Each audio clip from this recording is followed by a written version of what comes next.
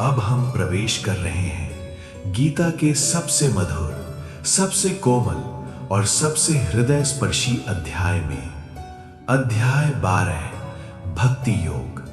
और जैसा आपने कहा है, जो सीधे दिल को छू जाए और सुनने वाले को थाम ले। अगर ईश्वर तुम्हारे सामने खड़ा हो जाए और तुमसे पूछे, तुम मुझे कैसे पाना चाहते हो, ज्ञान से, तप से, योग से या बस प्रेम से? गीता का यही अध्याय बताता है ईश्वर तक पहुंचने का सबसे सरल मार्ग कौन सा है। अध्याय 12, भक्ति योग। भूमिका शांत स्नेहिल स्वर में। अध्याय 11 में अर्जुन ने ईश्वर का विराट, भयावह, अनंत रूप देखा। वो सत्य था पर भारी था।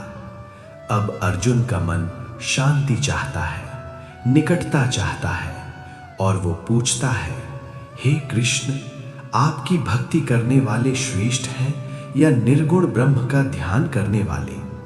ये प्रश्न साधारण नहीं, ये हर भक्त का प्रश्न है। श्री भगवान बोले। कृष्ण तुरंत उत्तर देते हैं, कोई जटिलता नहीं, कोई उलझाव नहीं। जो मन को मुझ में लगाकर श्रद्धा से मेरी भक्ति करते हैं, वे मुझे अत्यंत प्रिय है। ये गीता का हृदय है। यहाँ ईश्वर ज्ञान नहीं मांगता, प्रेम स्वीकार करता है। निर्गुण उपासना का मार्ग। कृष्ण कहते हैं, जो अव्यक्त, अविनाशी, सर्वत्र स्थित ब्रह्म का ध्यान करते हैं, वे भी मुझे ही प्राप्त करते हैं। पर फिर वे धीरे से जोड़ते हैं। पर वो मार्ग कठिन है, क्योंकि निराकार को पकड़ना मनुष्य के लिए सरल नहीं। भक्ति का सरल मार्ग। और फिर कृष्ण भक्ति का द्वार खोलते हैं। यदि तुम सब कुछ मुझ में अर्पित कर दो, तो मैं तुम्हें सभी बंधनों से मुक्त कर दूंगा।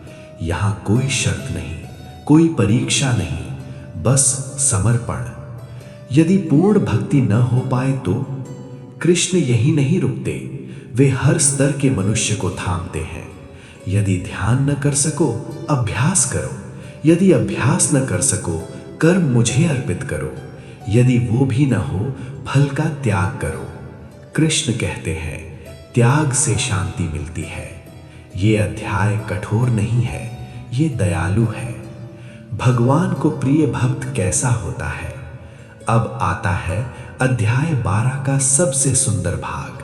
कृष्ण कहते हैं, जो किसी से द्वेष नहीं करता, करुणावान है, अहंकार रहित है, सुख दुख में समान है, क्षमा करने वाला है, संतुष्ट है और मुझे ही अपना लक्ष्य मानता है, वे मुझे प्रिय है। ध्यान दीजिए, ये पूजा की सूची नहीं, ये जीने की कला है।